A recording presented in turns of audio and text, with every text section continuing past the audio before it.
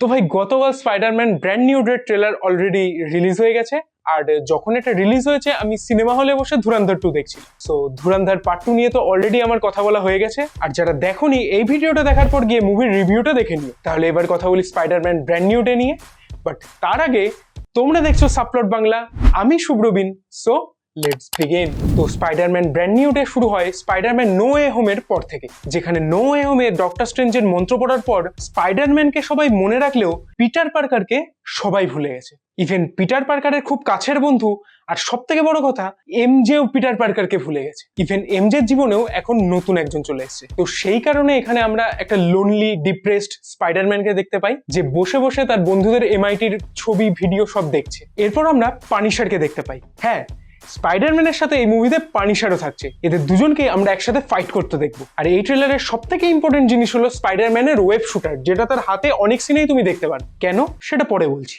Actually স্পাইডারম্যানের শরীরে নানা রকম চেঞ্জেস হচ্ছে, সে কারণে আমরা পরে দেখি সে ব্রুস ব্যানারের সাথে মানে আমাদের হাল্কের সাথে দেখা করতে গেছে। আর ওখানে ব্রুস ব্যানারের হাতেও একটা ডিভাইস দেখতে পাবে, যেটা তাকে হাল্ক হওয়ার থেকে প্রোটেক্ট করে। তো ব্রুস ব্যানার স্পাইডারম্যানের পুরো শরীরে স্ক্যান করার পর বলে তার শরীরে মিউটেশন হচ্ছে। আর পরে আমরা দেখতে পাই ওয়েব শুটিং এর জন্য স্পাইডারম্যানের আর ওয়েব শুটারের প্রয়োজনই হয় না, কারণ তার শরীর নিজের থেকেই ওয়েবস প্রডিউস করছে। আর এই মুভিতে এই মিউটেশনের জন্য স্পাইডারম্যানের শরীরে যে নতুন চেঞ্জেস আসছে, যে নতুন পাওয়ার আসছে, সেটা কিভাবে সে ফিগার আউট করবে সেটাও দেখতে পারবো। তো এবার যদি এই মুভির থ্রেটস এর কথা বলি, তা আমরা স্পাইডারম্যানকে দেখতে পেয়েছি স্করপিয়নের সাথে ফাইট করতে। আর এই ট্রেলারে লাল রঙের যে নিনজা টাইপসের তোমরা কিছু লোককে দেখলে, তারা হলো দ্য হ্যান্ড, যাদের নেটফ্লিক্সের ডেয়ার ডেভিলে আমরা দেখেছি। আর সব থেকে বড় আরো একটা থ্রেট আছে, যেটাকে এই ট্রেলারে দেখানো হয়নি, সেটাকে লুকিয়ে রাখা হয়েছে। এখানে একটা ক্যারেক্টারকে জাস্ট তার হাত আর পা মানে বডির নিচের পোর্শনটা শুধু দেখানো হয়েছে, আর একটা কাঁচের ঘরের মধ্যে সে আটকানো রয়েছে।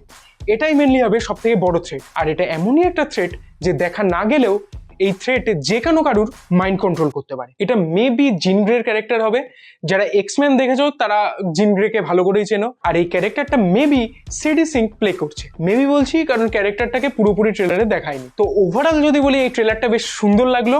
আর এই মুভির যে মেন প্লট সেটাকেও কিছু রিভিল করছে না। তো কি ব্যাপার, কেমন কি হবে, স্পাইডারম্যানের সমস্ত স্ট্রাগল, কিভাবে সে ওজি স্পাইডারম্যান হবে, এই সমস্ত কিছু আমাদের মুভি দেখলেই জানা যাবে। সো তোমাদের কেমন লাগলো এই ট্রেলারটা আমাকে কমেন্টে জানাও। আর এরকমই আরো ভিডিও দেখার জন্য এই ভিডিওটাকে লাইক করে সাপ্লট বাংলাকে সাবস্ক্রাইব করে রাখো। তাহলে দেখা হচ্ছে পরের ভিডিওতে।